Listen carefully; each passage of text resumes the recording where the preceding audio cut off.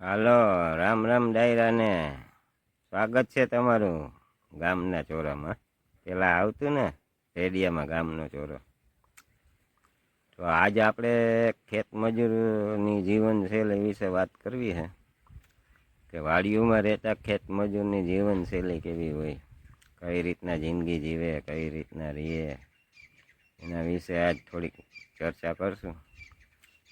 તો ચાલો મળીએ બાળકોને, ખેત મજૂરના બાળકોનું જીવન કેમ જિંદગી જીવે છે, કેમ રહે છે, કેમ રાતે સૂવે છે, એના વિશે થોડીક. જો આ એના રમકડા જોવો તમે, પાછળ તમને દેખાય ને સ્ક્રીનમાં, બાળકોના રમકડા. તો ચાલો મળીએ બાળકોને કેમ રમે છે એના વિશે થોડીક માહિતી લઈએ, તમને જાણવા મળે. ચાલો, આખું વારવા જવું છે ને, ચાર ને ટોપડીને હજી વિસરવાનું બાકી છે. ભાઈ હજી આવ્યા નથી વિસરવા. ભાઈની મોર બીજા ભાઈઓ આવી જાય એટલે એ સાફ કરી જાય ને એકલા ભૂકી ભૂકી ખાઈ જાય. આપણે ટોપડી વિસરવી નહીં પડે. જ્યાં અમારા વાડીના મજૂરના છોકરાને ભાગ, તમે તમારા છોકરાઓને મોલમાંથી ભાગ લઈ આવી દો ને. અમારે આ છોકરાઓનો ભાગ આ જુઓ, માંડવીને દોડા તોડી તોડીને તોડ ખા. જો એ ધોળ હોતા દોડાય ખાઈ જાય. જોયું ને, જોઈ લ્યો. નથી પગમાં ચપ્પલ, નથી કાંઈ. છોટું ને નથી કાંઈ વાતાવરણ નડતું નહીં કાંઈ. એનો ભાગ જુઓ તમે, ઓરિજિનલ શુદ્ધ. ઓરિજિનલ ભાગ છે ને. આ છોકરાઓના પગમાં નથી ચપ્પલ નહીં કાંઈ. જો આમ આખો દી ધૂળમાં રખડતા હોય. ગમે આમાં જો તમને બતાવો, આમાં ગમે અહીંયા હાથ નાખે. આપણા મોટા માણસોને તો છોકરા ધેટ ગરોળી ઘરમાં દેખી જાય તો આગળ જે બેટા આગળ જે કરે. આ અમારા બાળકો ગમે અહીંયા રખડતા હોય તો એને કાંઈ નડતું નથી. નડે બુરે? નડે? તારો ફોટો દેખાય ને. તો અમારે ભૂરાને આગળ ચોકલેટ દેવાની છે. અને અમારા બાળકોને શરદી થાય, તાવ આવે, ઝીણા મોટો તાવ આવે તો આને ખબર ના હોય કે તાવ આવી ગયો છે. આવીને વયો જાય ત્યાં ખબર પડે કે તાવ આવ્યો. ને સારા માણસોના બાળકોને તો છીક આવે બરાબર, તો રિપોર્ટ કરાવે ને વાં જાય ને વાં લઈ જાય ને. અમારે આ લોકોને કોઈ નો રિપોર્ટ, નો તાવ. મોસમ પ્રૂફ શરીર છે. આ લોકોને કાંઈ થતું જ નથી. નથી શરદી થતી, નથી તાવ આવતો. જો એ આ ધૂળ હોતા ડોડા ખાઈ જાય, નથી કાંઈ થતું. સારા માણસોના બાળકોને છી ગંધારું છે, ખરાબ છે. બોલે શું કે થતું.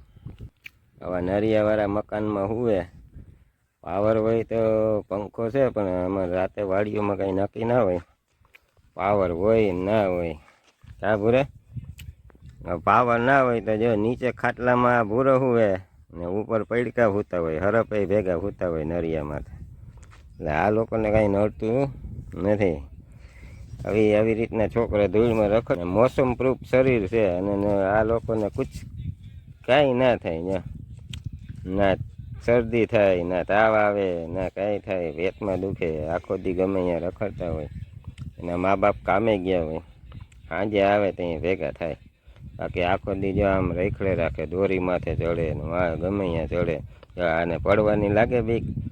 તમારા છોકરા આમ ટીંગાણા હોય તો હા બટા પડી જાય, રેવા દે, વપ થઈ જાય.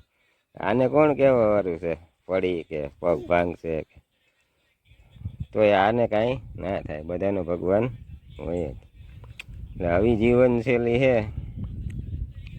ખેત મજૂરની. આ ક્યાંથી ગયા છે કમાવા માટે.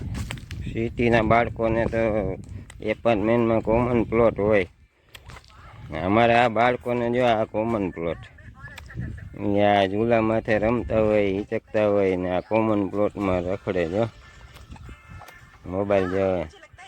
આ એનો કોમન પ્લોટ જોઈ લે છે. આને કાંઈ એપાર્ટમેન્ટ મકાન ખેતર માલિકને જો આ મકાનમાં રહે ને મજા કરે. આ કોમન પ્લોટમાં ગેમ રમે જોયું. આ લોકોને નથી મોંઘવારી નડતી, નથી 3000નો ડબ્બો નડતો. કિલો તેલ લઈ આવે 200 રૂપિયા લે કે 300. મોજ મજા કરે ને મસ્તી કરે, ખાઈ પીને જલસા કરે. કોઈ જાતની મોંઘવારી નથી નડતી, કાંઈ નથી નડતું. કામ કરવું એને શું નડે, એને કરવું નથી એને બધું નડે, મોંઘવારી કામ. આ અમારે મોલમાં જવાના મોલમાં કોઈ દી છોટું. આ અમારો મોલ હલે હલે.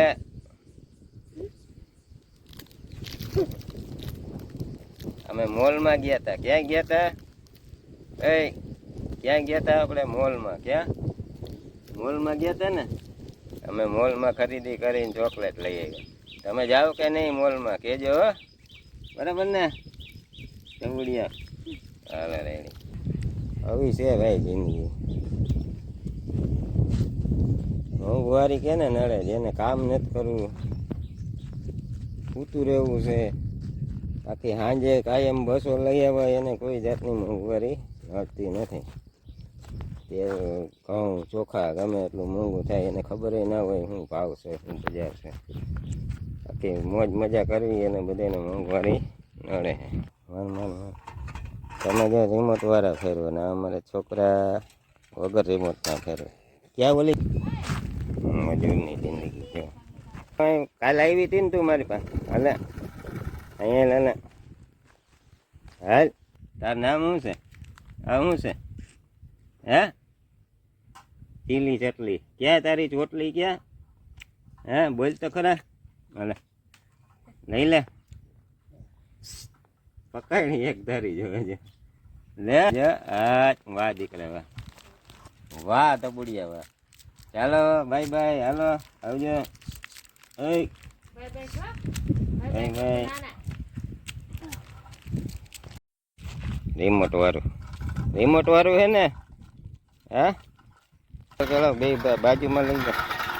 વાહ રિમોટ વાળા ટ્રેક્ટર હાલે અમારે. વાહ ભાઈ વાહ. મજૂરના છોકરાઓની જોઈ કહાની તમે? તમારા છોકરા રિમોટના રમકડાથી રમે, હા પતરાના રમકડાથી રમે. આપણે આખું છે માંડવી પીવા એવી છે. ગિરનાર 4 છે ભાઈ, કેવી છે કહેજો કોમેન્ટમાં. ને આમાં જવામાં તકલીફ વાળું છે એટલે દવા છાંટવાનો સનેડો પડ્યો છે. હવે આમાં કેમ જવું? પાણી ભરાઈ ગયા ભાઈ ભાઈ ભાઈ. કેવી લાગી કહેજો, લાઈક કરજો ને સબસ્ક્રાઈબ કરજો. ચાલો નાકું ભરાવા આવ્યું છે, છેલ્લો ક્યારો છે. મોટર બંધ કરવા જવાની છે સેટમાં છે. તો બાજુના કપાસમાંથી ચાલ્યા જઈએ. મળીએ પાછા કાલે નવા વિડીયો સાથે. Bye bye. જય શ્રી કૃષ્ણ. રામ રામ ડાયરાને. શ્રી કૃષ્ણ.